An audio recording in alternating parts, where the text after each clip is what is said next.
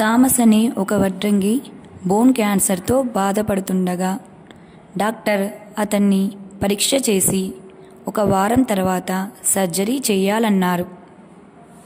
అప్పుడు ఆ వడ్రంగి యుప్రేషియాను ప్రార్థించాడు.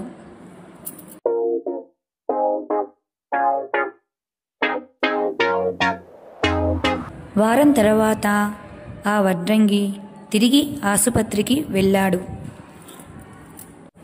అప్పుడు అతన్ని వైద్యులు పరీక్షించి ఏ వ్యాధి లేదని నిర్ధారించారు. అనగా అతని ప్రార్థన వలన స్వస్థత కలిగినది.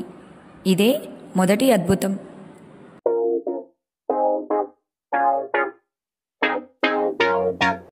అల్లూరి అనే గ్రామంలో జ్వెల్ అనే 7 సంవత్సరాల బాలుడికి తన మెడపై భాగాన ఒక ట్యూమర్ ఏర్పడింది.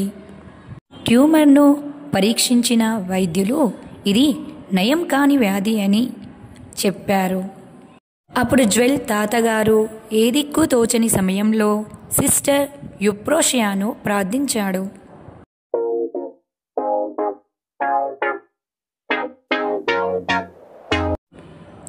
తరువాత ధన్య హాస్పిటల్లోని డాక్టర్ శశికుమార్ గారు బాలుణ్ణి పరీక్షించగా ట్యూమర్ లేదని చెప్పాడు. ఇదే రెండవ అద్భుతం.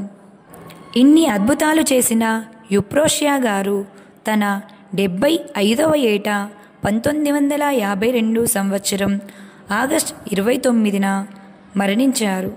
ఆ తర్వాత 2014 నవంబర్ 23న పోప్ ఫ్రాన్సిస్ గారు సిస్టర్ యుప్రోషియాను పునీతురాలిగా ప్రకటించారు.